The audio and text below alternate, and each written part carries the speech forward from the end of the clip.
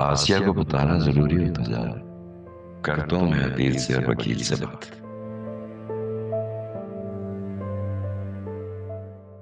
मैंने यहाँ इसीलिए खड़ा किया था ताकि तुम खुद सुनो अपने दादा की बातें। मुझे यकीन नहीं आ रहा। यकीन करना होगा तुम्हें। राहा का तुमसे कोई ब्लड रिलेशन नहीं है।